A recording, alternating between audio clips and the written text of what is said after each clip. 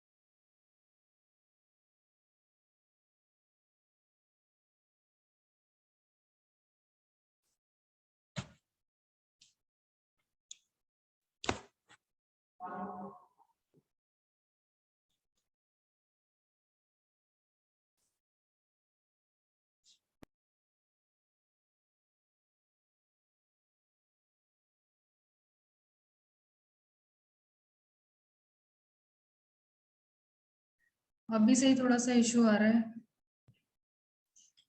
Network I think will be poor. अभी आप लोगों को मेरी आवाज सबको आ रही है? यस मैम आ रही है. ठीक है. सो लेट्स स्टार्ट क्विकली क्योंकि नेटवर्क थोड़ा सा अनस्टेबल है अभी इंस्टीट्यूट में, but I am going to start it as we are covering. आ जाओ अमित.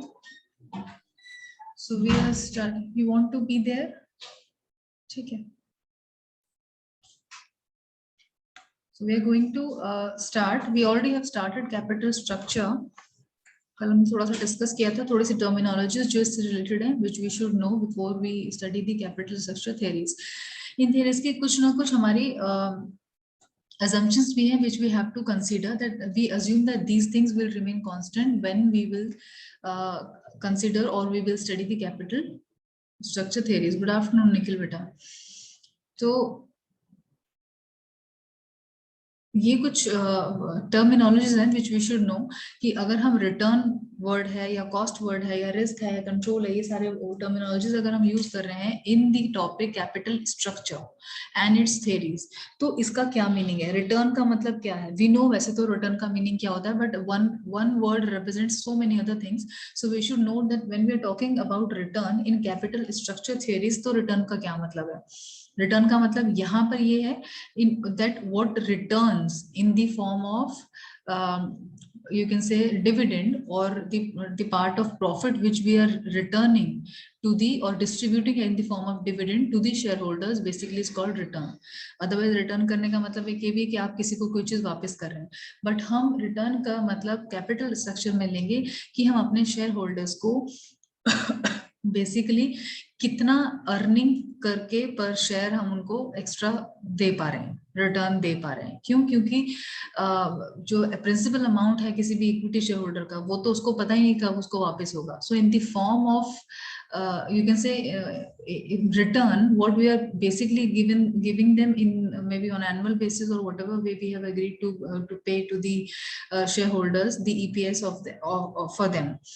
तो रिटर्न इज दैट. कॉस्ट का मतलब है जो हमारी एवरेज कॉस्ट ऑफ कैपिटल है, weighted average cost of capital. हमने टॉपिक ऑलरेडी पढ़ा था कि वो पर्टिकुलर अमाउंट जिस पर हमें कैपिटल जो हमने रेज किया है, जो ऑलरेडी हमारे पास कैपिटल है या हम यूज कर रहे हैं, उसके लिए हमें कितना उसकी कॉस्ट को पे करना पड़ता है. जैसे कि total interest of the debenture holders, total dividend paid on the share holders capital. तो ये टोटल जो भी हम पे कर रहे हैं, या तो हम डिविडेंड के फॉर्म में या इंटरेस्ट के फॉर्म में या अगर हमने कोई लोन लिया है तो बैंक को जो हम इंटरेस्ट दे रहे हैं वो उसका पर्टिकुलरली क्या है, कॉस्ट है, कि मुझे इतना पैसा बैंक से अगर मिला है यूज करने के लिए, फर्दर इन्वेस्टमेंट के लिए या अर्न करने के लिए या बिजनेस के लिए, जो भी हमारा है कैपिटल जिसके लिए हमने रेज किया है, उसके उस पैसे को यूज करने के लिए जो मुझे पैसा देना पड़ रहा है, दैट इज इट्स कॉस्ट। तो कॉस्ट का मतलब ये हो गया कि हम WACC को कंसिडर करेंगे, weighted average cost of capital, basically means the cost. ठीक है। रिस्क का मतलब है insolvency risk associated with the high debt component. Debt component क्या होता है? डेट जैसे मैंने बताया डिबेंचर्स, डिबेंचर कैपिटल। अगर मेरी कैपिटल में डिबेंचर कंपोनेंट ज्यादा है तो मेरा मैं जो हूँ एक रिस्क, मेरे लिए रिस्क इन्वॉल्वमेंट ज्यादा है। व्हाई? बिकॉज डिबेंचर कंपोनेंट एक ऐसा कंपोनेंट है जिसका जो भी कॉस्ट है, वो अग्रीड इंटरेस्ट है या जो भी हमारा कॉस्ट है, जिस जो हमने एग्री करा है and we have raised the debenture capital, वो पर्टिकुलरली हाई रिस्क इसलिए एसोसिएटेड है इस पर्टिकुलर कंपोनेंट से क्योंकि फिक्स रेट ऑफ इंटरेस्ट है and we can not delay that also, we can not deny that also. To certain extent हम preference shares का जो डिविडेंड है वो हम डिले कर सकते हैं। डिले कर सकते हैं कि मतलब इस साल नहीं, अगर हमें लॉसेस हमें लग रहा है नहीं दे पाएंगे तो नेक्स्ट ईयर हम उसको अरियर के साथ दे सकते हैं। इक्विटी शेयर होल्डर्स का तो ऐसा है कि अगर हमें इस साल में हमें लगता है लॉसेस हैं तो हमें कोई डिविडेंड नहीं पे करना, we just have to inform them that we are not distributing any dividend. तो रिस्क किस में इन्वॉल्व हुआ? डेट कंपोनेंट में हुआ, चाहे लॉस हो चाहे कुछ हो, बैंक ने तो अपना इंटरेस्ट लेना ही लेना है। इंटरेस्ट आपने नहीं दिया तो it can go legal also, ये हमारे अगेंस्ट, कंपनी के अगेंस्ट लीगल एक्शन भी लिया जा सकता है। Bank can go to the court. This particularly, this is not the case with the equity shareholders. This is not the case with the preference shareholders. But for the debenture or maybe the bank. आ जाइए sir, आप बताइए। हाँ जी sir बताइए। ठीक। Sir वो phone नहीं उठा रहा है अभी ना, मेरे को भी आईडिया नहीं, मैं बताती हूँ जैसे जैसे मेरे को पता चलता है।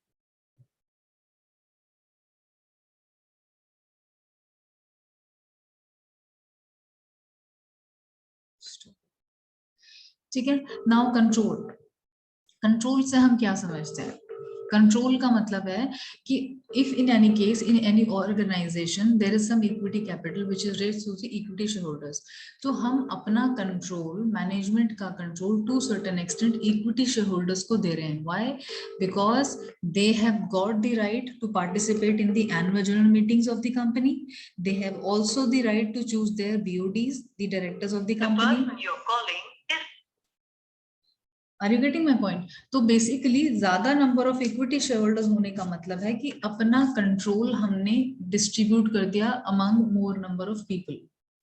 So it is always preferred, as far as the control is concerned or the management control is concerned, debt capital is preferred over equity shareholders.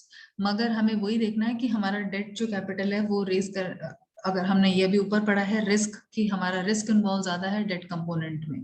As far as the management control is concern, अगर हम equity से ज्यादा raise कर रहे हैं capital या equity share holders का number of equity share holders बढ़ा रहे हैं, may be through additional capital या फ्रेश कैपिटल भी अगर हम रेज इशू कर रहे हैं तो उस टाइम पर भी, तो हम बेसिकली अपना जो मैनेजमेंट का कंट्रोल है वो डिस्ट्रीब्यूट कर रहे हैं among the equity share holders. Control का मतलब ये हो गया। Now flexible.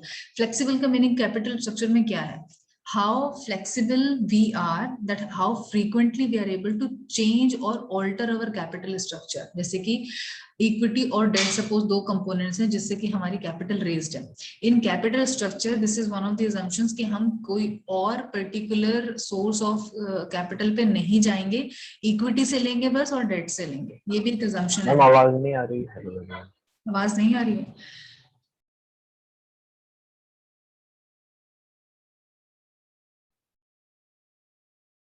Voice is cracking बेटा। मैम बिल्कुल भी आवाज नहीं आ रही है आपकी। 1 मिनट दो मुझे, मैं फिर दूसरा इंटरनेट कनेक्ट करती हूँ। आवाज अटक गई।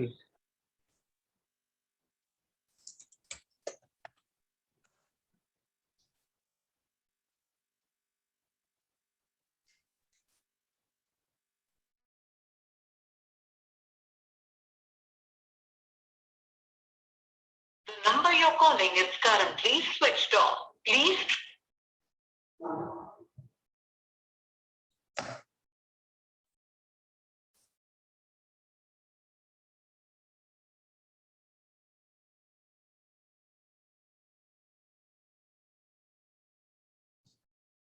Is it better now? Am I audible? Yes ma'am, अभी तो ठीक है। So let's continue. अगर कुछ प्रॉब्लम आएगा तो आप मुझे बताइएगा, ठीक है?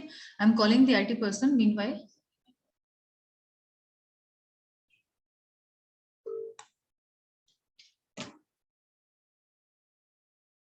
Okay, great. Thank you, Nikhil. So we were on flexible. This flexible terminology means कि how frequently we are able या how good we are in altering the capital structure. कि मतलब जो proportion है, suppose एक करोड़ की capital है और 1 करोड़ की capital में अगर proportion 50-50 है equity और debt capital का, ये प्रोपोर्शन है, इस प्रोपोर्शन को अगर हमें चेंज करने की जरूरत पड़ रही है तो how good we are in changing that capital structure को ऑल्टर करने का की फ्लेक्सिबिलिटी हमारे पास, हमारे ऑर्गेनाइजेशन के पास कैसी है. This is what flexible means in capital structure.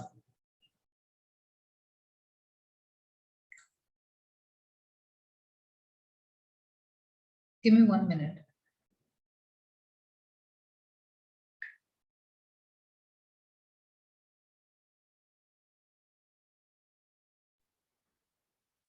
Ma'am आवाज अटक गई फिर से।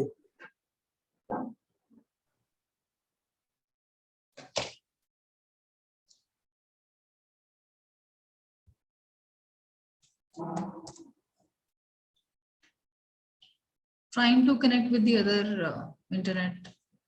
Give me a minute.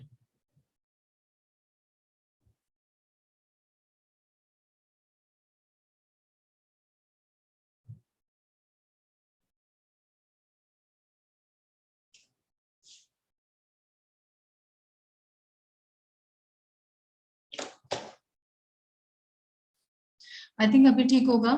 I have switched to another connection. Is it okay now? Sir नहीं उठा रहा है वो अभी, तो आप निधि मैम को बोल दीजिए वो अपना जो काम करना चाहती है वो कंटिन्यू कर लें, ये आएगा तो वेट करेगा. मैं फिर उसको मना कर दूंगी, अगर वो आएगा भी तो फिर अब मैं मना कर दूंगी आज के लिए. आप मैम को बोल दीजिए वो कंटिन्यू कर लें अपना काम. तो ऐसे आंसर ही नहीं कर रहा है कॉल, तो मैं क्या करूं. मैंने 2-3 बार कॉल कर दिया, उठा.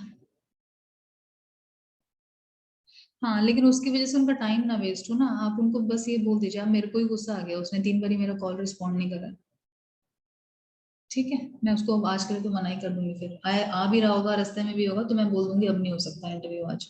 ठीक है, thank you. Sorry guys. Now next important thing is value of a firm. Value क्या होता है, आपकी क्या वैल्यू है, what, how would you know, how would you calculate that.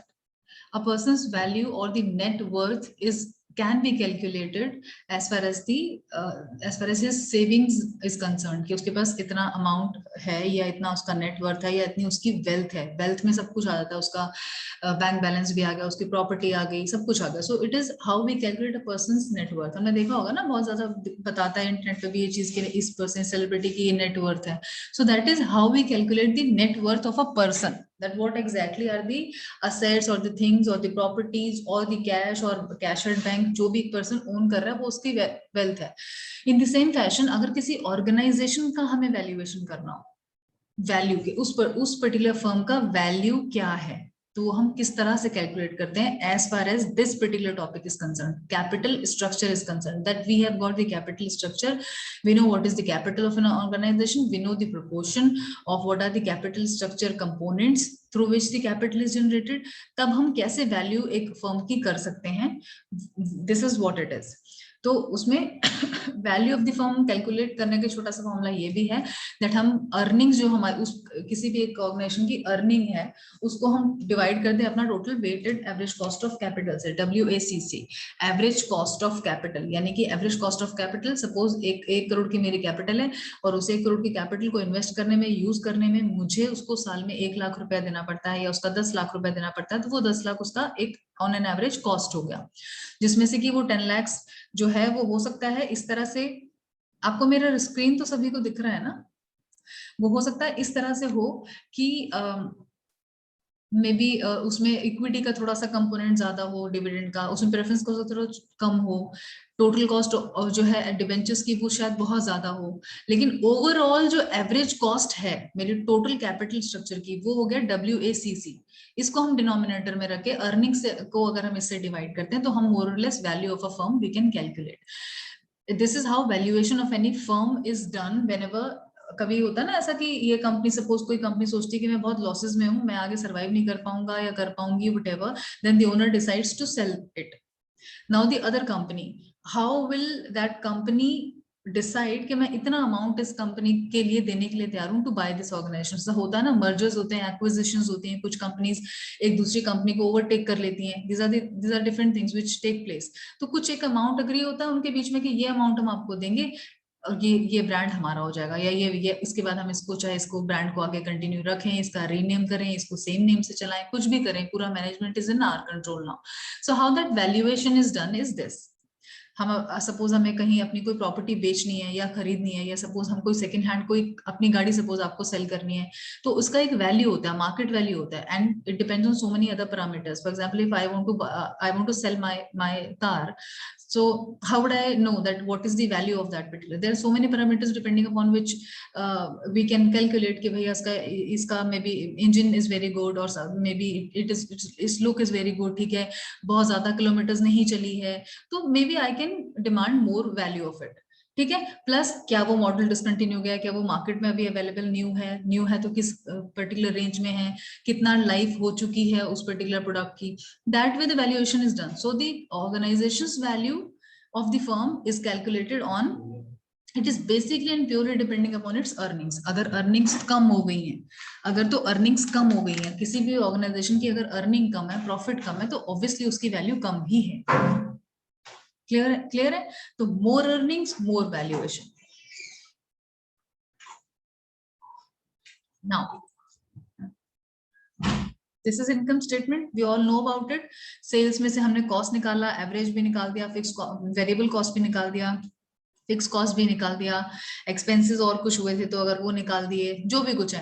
EBIT मिल गया हमको, EBIT जो earnings before interest and taxes है, उसमें से हमने इंटरेस्ट लेस कर दिया, फिर टैक्सेस लेस कर दिया, फिर टोटल नंबर ऑफ जो हमारा प्रॉफिट बच गया उसमें से टोटल नंबर ऑफ शेयर्स जितने उसे डिवाइड कर दिया तो पर शेयर आ गया। EPS ये हम बहुत बार डिस्कस कर चुके हैं। I hope the now you guys remember it very clearly and we have to do it, ठीक है।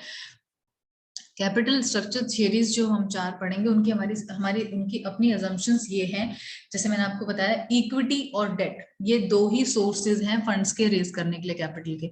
हम प्रेफरेंस शेयर्स पे नहीं जा रहे, हम बैंक लोन्स पे नहीं जा रहे, हम कहीं और नहीं जा रहे, यानी कि हमें ये अज्यूम करना है कि हमारे पास मार्केट में कैपिटल रेज करने के ये 2 ही तरीके हैं। कैपिटल रेज करने के ये 2 तरीके हैं, मतलब कि इक्विटी है और डेट है। इक्विटी से तो मैं इश्यू कर दूं शेयर्स या मैं डिबेंचर्स कर दूं। हाँ जी मैम, क्या मैम अभी 3:40 के बाद क्लास चल रही है, अभी मेरी 3 वाली ना, हाँ 40 के बाद भेज दीजिएगा कभी भी।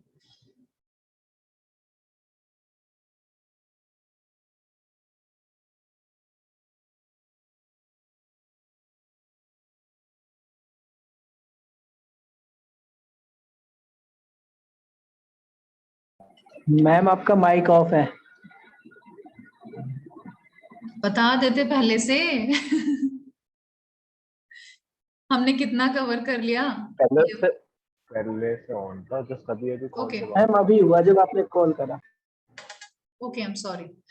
सो बेसिकली हमारे पास ये assumptions की 2 सोर्सेज हैं जो कि इक्विटी और डेट, यानी कि हम कैपिटल जो है ये अज्यूम करके चल रहे हैं कि कैपिटल स्ट्रक्चर हम बना ही सिर्फ इन 2 चीजों से सकते हैं। ये सारी assumptions जो हैं ये ऐसी assumptions अनरियलिस्टिक क्यों हैं? वो इसलिए क्योंकि ये सारी थ्योरीज बहुत टाइम पहले से भी मतलब जो एक्सपर्ट्स ने दी हैं वो आई थिंक 1950s के टाइम से पुरानी थ्योरीज हैं, उसके बाद फिर और आई, उसके बाद फिर और आई। तो ये assumptions उस टाइम की हैं कि उस टाइम पे शायद ये 2 ही सोर्सेज हुआ करते थे। आपने सुना होगा बैंक लोन्स, जैसे अभी प्रॉपर्टी के लोन्स देते हैं या ये होम लोन्स देते हैं, हमारे पेरेंट्स के टाइम पे तो कहाँ ही कोई घर इजीली बना पाता था, क्योंकि बैंक लोन्स नहीं होते थे इतना जितना इजीली आज के डेट में अवेलेबल है कि कोई आदमी की सैलरी 20-25 हजार पे भी तो उसको भी थोड़े अमाउंट का लोन तो मिल जाता है।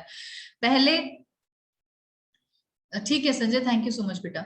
सो दिस इज बेसिकली कि ये इसलिए assumptions ऐसी मानी गई हैं कि ये कैपिटल स्ट्रक्चर की थ्योरीज की ये assumptions उस टाइम पीरियड को भी कंसिडर करते हुए मानी गई है कि हमारे पास मार्केट में दो ही हैं सोर्सेस, इक्विटी और डेट। हम ना तो प्रेफरेंस को ले रहे हैं, हम ना बैंक लोन्स को ले रहे हैं, क्योंकि पहले ये चीजें कम हुआ करती थी।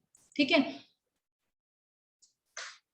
ये भी एक assumption है कि हम इन्वेस्टमेंट डिसीजन में कोई चेंज नहीं कर रहे, यानी कि हमने जिस चीज के लिए कैपिटल रेज किया है, जो उस काम के लिए रेज किया है कि हमें ये प्रोडक्शन करना है, ये मैन्युफैक्चर करना है, या ये खरीद के बेचना है, जो भी काम करना है, बस वही रहेगा हमारा investment decision. We are going to try something new, ये भी है। तो यानी कि हमारे एसेट्स अगर 2 लाख का एसेट है तो एसेट 2 लाख के ही है, हम कोई नया 50,000 रुपए का एक्स्ट्रा नहीं खरीद रहे, हम कुछ उसकी वैल्यू कम नहीं कर रहे। There is no change in the investment decisions of the firm. This is also one of the assumptions of the capital structure theories. ठीक है, और 100% डिविडेंड पे आउट रेशियो। अब इसका क्या मतलब है? 100% डिविडेंड पे आउट रेशियो, 100%, यानी कि मेरे को जितना प्रॉफिट हुआ एंड में बच के, जैसे कि मैंने सारे अपने एक्सपेंसेस निकाल दिए, जो भी मेरे खर्चे हुए वो निकाल दिए, कॉस्ट जो थी वो सब निकाल दी, इंटरेस्ट पे कर दिया, टैक्सेस पे कर दिया, सारा कुछ बचने के बाद जो अब प्रॉफिट बच गया, अब इसका क्या करें? सो उसके बाद एक ऑप्शन ऑर्गेनाइजेशन के पास ये बचता है कि वो अपने पास कुछ प्रॉफिट अर्न रखती है रिटेन करके, कि हम आगे कुछ और नया सोचेंगे, नया प्रोजेक्ट इंस्टॉल करेंगे, नया ऑफिस खोलेंगे, कुछ भी करेंगे। लेकिन कैपिटल स्ट्रक्चर थ्योरी के हिसाब से 100% डिविडेंड पे आउट रेशियो का हमें अज्यूम करना है कि ऑर्गेनाइजेशन नहीं रखेगी, कुछ भी पैसा रिटेन नहीं करेगी अपने पास, जो प्रॉफिट बच गया सारा ही डिस्ट्रीब्यूट करना है डिविडेंड के तौर पे इक्विटी शेयर होल्डर्स को। इक्विटी शेयर होल्डर्स को सारा का सारा पैसा हमें उनको क्लियरली वापस करना है। ठीक है,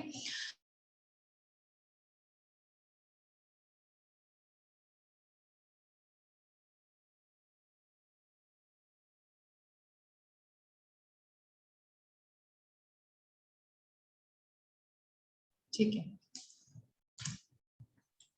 next is business risk of the firm is not affected by financing mix, यानी कि रिस्क फैक्टर चेंज नहीं हो रहा।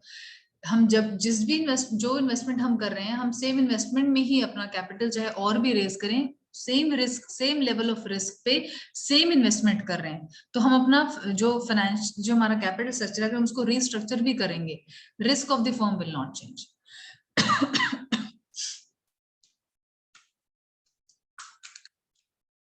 या ये कहिए रिस्क की वजह से हम अपना कैपिटल स्ट्रक्चर को चेंज नहीं कर रहे हैं। सपोजिटली अगर हमें लग रहा है कि डिबेंचर्स से हमको ज्यादा रिस्क है, डिबेंचर्स कैपिटल से ज्यादा रिस्क है, तो क्या डिबेंचर कैपिटल को हम इक्विटी कैपिटल में कन्वर्ट कर दें?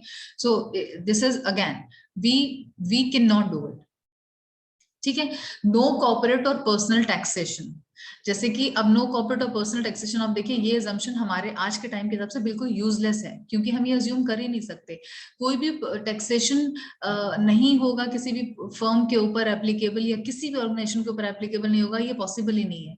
Government implies tax, every organization has to pay the tax. If you are showing that this is what I have earned as a business or even as an employee, कि मेरी ये income है, net income है, tax तो हर किसी को हर form में देना ही है, चाहे वो उसका इनकम टैक्स हो as an employee, as a person, या एज एन ऑर्गेनाइजेशन उसके ऊपर जीएसटी हो, या अगर हम कोई इवन प्रोडक्ट छोटा सा भी, छोटी सी माचिस भी खरीदते हैं 2 रुपए 1 रुपए की, उस पर भी हम टैक्स दे रहे हैं। 1 रुपए में भी कुछ ना कुछ शेयर जो है गवर्नमेंट का है टैक्सेशन का। So assuming this, that there is no taxation is no assumption in today's time, but we are doing it because maybe it might have happened कि 70-80 साल पहले, या जब से कैपिटल स्ट्रक्चर थ्योरीज एक्सपर्ट्स ने दी हैं इन डिफरेंट कंट्रीज, वो अलग हो, क्योंकि टैक्सेशन सिस्टम डिफरेंट कंट्री में डिफरेंट है, हर कंट्री में सेम नहीं है जैसा हमारी कंट्री में होता है। For example, if you go to Dubai, there is no taxation in अगर कोई दुबई का एक्सपर्ट होगा, वो कोई थ्योरी देगा, तो वो टैक्स को तो कंसिडर करेगा ही नहीं। Whereas in India, अगर इंडियन कोई एक्सपर्ट कोई थ्योरी देगा तो वो टैक्स को कंसिडर करेगा। किसी कंट्रीज में टैक्स क्या होता है वो पता ही नहीं है, कम जैसे दुबई में कुछ लोग जो वहां के रेजिडेंट है, उनको पता ही नहीं टैक्स क्या होता है। दे डू नॉट पे taxes, anything they earn is their money only. ठीक है, investors expect future profitability of the firm, future में क्या प्रॉफिटेबिलिटी होगी, कितना अर्न करेंगे, क्या मतलब, वो इन्वेस्टर्स ऑफ कोर्स, यानी कि द फाइनेंस मैनेजर्स और the one who is taking the decision to invest the capital, basically expect ही कर सकता है कि क्या फ्यूचर में प्रॉफिटेबिलिटी होगी depending upon the current parameters, current rate of interest, current rate of taxes, ये सारी चीजों पे करके प्रोबेबिलिटी एक चीज की निकल आती है कि ठीक है हमारा प्रॉफिटेबिलिटी जो होगा नेक्स्ट ईयर या नेक्स्ट ईयर वो इतना होगा, ठीक है, अपकमिंग टाइम्स में।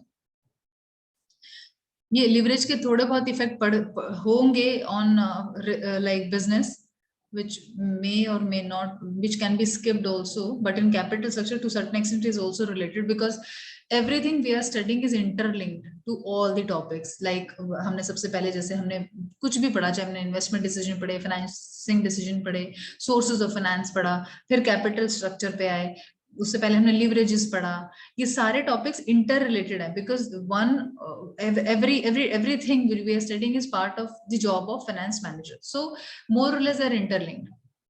लिवरेज का किस चीज पर इम्पैक्ट पड़ेगा, कैपिटल स्ट्रक्चर को रिस्ट्रक्चर करेंगे तो कैसे क्या इम्पैक्ट पड़ेगा। Now these are terminologies used in capital structure, again these are not terminologies, basically these are the short forms because in all the different theories like net income या net income net operating income होगी या MNM होगी या जो भी हमारी theories हैं उसमें हर एक्सपर्ट ने अपना कैलकुलेट करने के लिए एक फॉर्मूला दिया है, तो उस फॉर्मूले को हम क्या फॉर्मूले में रख रहे हैं कंटेंट, बेसिकली या तो उस पूरे कंटेंट को रख लें। For example, if I have to calculate, suppose the cost of capital मुझे calculate करना है, तो या तो मैं उसको लिखूं cost of capital is equal to cost of debt capital plus cost of equity capital, एक तो ये चीज हो गई, या फिर मैंने उसको शॉर्ट फॉर्म दे दिया, cost of debt capital पूरा ना लिख के मैंने उसको KD कर दिया, cost of equity capital को ना लिखकर मैंने KE कर दिया, कॉस्ट ऑफ कैपिटल को मैंने पूरा ना लिख के KC कर दिया। So these are those small terms which in any case if will be using further in the different theories, तो उसका मीनिंग ये होगा। ये जरूरी नहीं है कोई हार्ड एंड फास्ट नहीं कि KD ही लिखें आप कॉस्ट ऑफ डेट को, आप जब अपना एक्सप्लेन करेंगे अपना आंसर या कुछ भी है और आप अगर suppose cost of debt capital दिखाना चाहते हैं तो यहाँ पर मैंने KD ले लिया, जरूरी नहीं है आप KD लें, you can put KS, you can put whatever you want, उसको बस नीचे एक्सप्लेन कर देना कि K you are assuming is equal to this, KS you are assuming is equal to this, clear है। KE केस ऐसा कुछ नहीं कि आपको यही वाला बिल्कुल शॉर्ट फॉर्म उठाना है, whatever you feel like is more suitable और more clear to remember for you guys, you can do it, but formula we have to remember that what we are taking, NI means net income, ठीक है। If you want to use something else in place of net income तो आप explain करोगे नीचे कि मैंने NA लिया है अगर तो NA I am assuming as net income, ठीक है। KS I am assuming as this, cost of this, whatever it is. अब पहली अप्रोच है हमारी नेट इनकम अप्रोच। अब देखिए ये अप्रोच कब, ये पर्टिकुलर थ्योरी किसने दी है, डेविड ड्यूरेंट ने ये थ्योरी दी है कब, 1952 में। So imagine what ever he has considered while giving this theory, while providing this theory, he might have used the scenario of 1952 and not of today's time. So it may, whatever theories we are studying, to just get an idea that what was the idea behind giving this theory through this expert or by that expert during that times.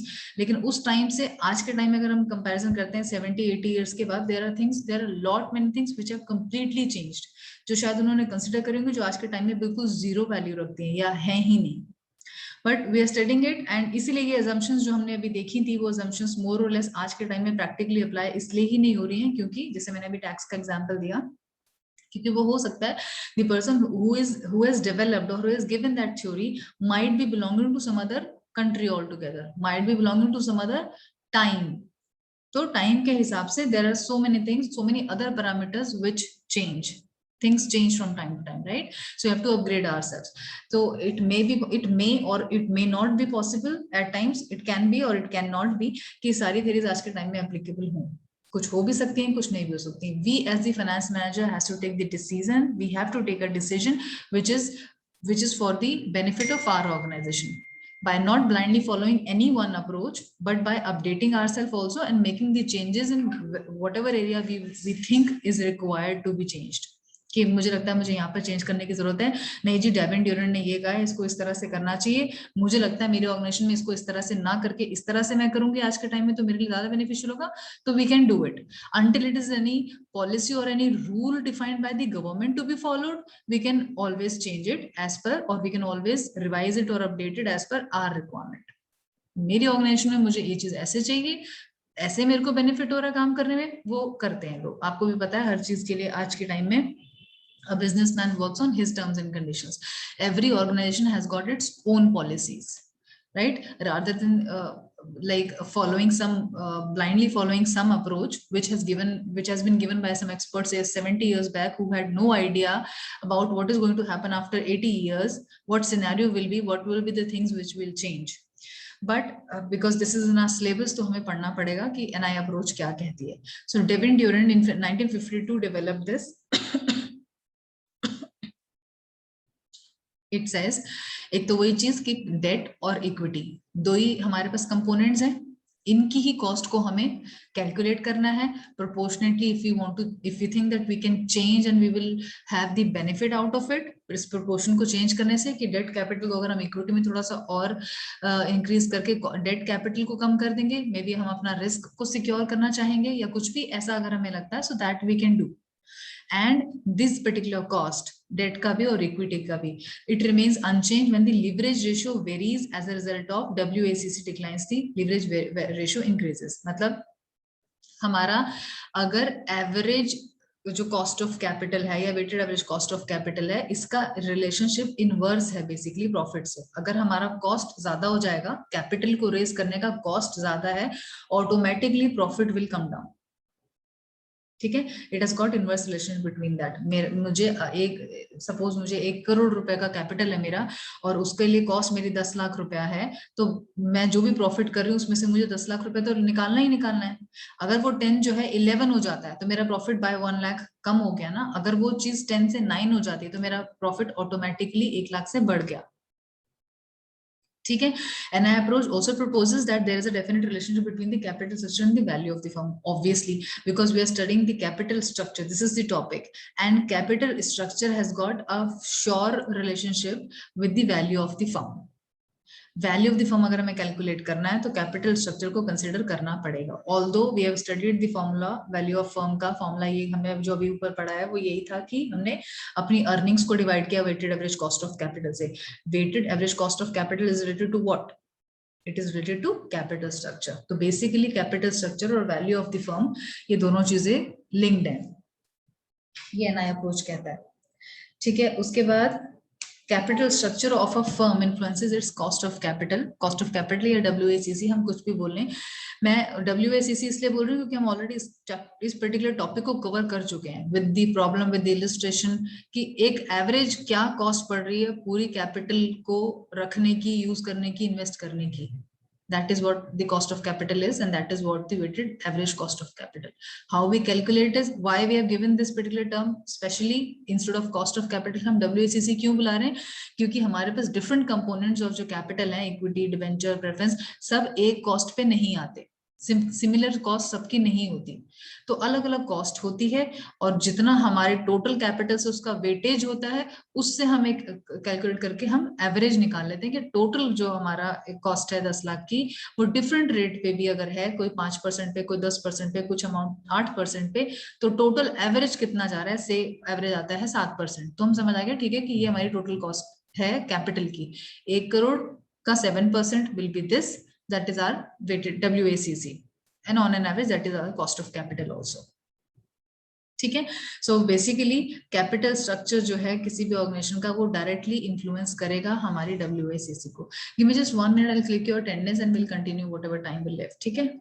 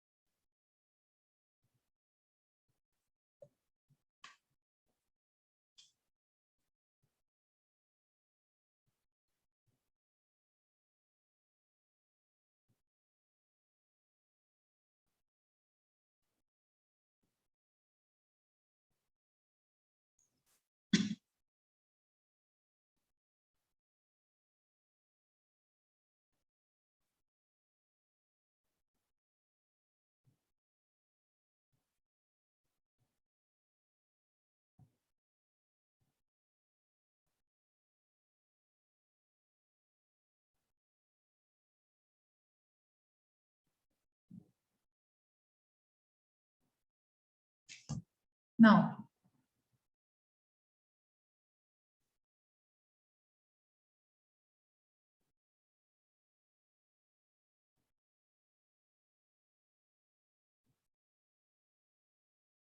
इसको हम थोड़ा सा graph के हिसाब से भी समझेंगे। मैं आपको बताती हूँ एनआई अप्रोच जो है बेसिकली असम्पशन हमारा ये है इसमें नेट इनकम अप्रोच में कि डिवेंचर कैपिटल अगर हम राइज भी कर रहे हैं या कंटिन्यूस इंक्रीज हो रहा है उसमें प्रोपोर्शनेटली समझ लीजिए, या डेट कैपिटल जो टोटल कैपिटल का एक तरह से एवरेज या उसका बोल लीजिए प्रोपोर्शनेट डेट कैपिटल का भी अगर कॉन्स्टेंटली बढ़ रहा है तो ये रिस्क इन्वॉल्व उसमें उतना नहीं है।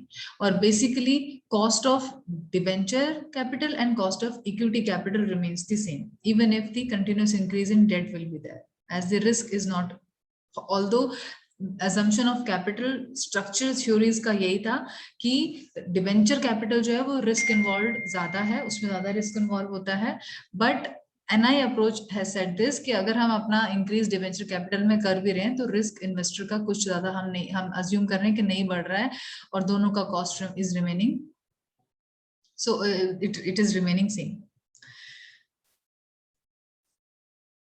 अगर हम लिवरेज हमारा इंक्रीज हो रहा है, WACC इन्वर्स रिलेशनशिप है, डिक्रीज हो रहा है तो लिवरेज इंक्रीज हो रहा है। Corporate income taxes do not exist, यानी कि टैक्सेस का जो एक तरीके से हमारा एक्सपेंस है वो नहीं होगा एनआई अप्रोच के हिसाब से।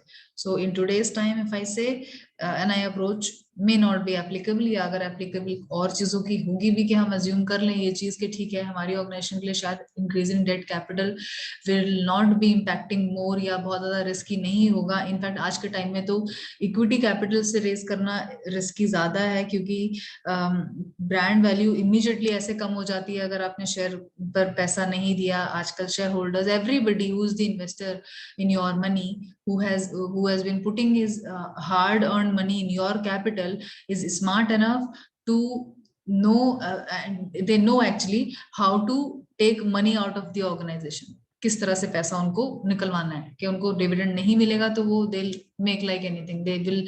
अभी सोशल मीडिया है, ब्रांड वैल्यू एकदम से स्पॉइल कर देते हैं वो लोग, ठीक है। तो कॉर्पोरेट टैक्सेस का किसमें ये है कि ये अप्लाई नहीं करता, किस तरह से आगे ग्राफ हम आगे एक्सप्लेन करेंगे फॉर्मूले के साथ, वो हम नेक्स्ट क्लास में कवर करते हैं। Class is about to over, ठीक है। This is the graph which is here, we'll cover this in next class. Thank you so much for your time everyone, bye bye.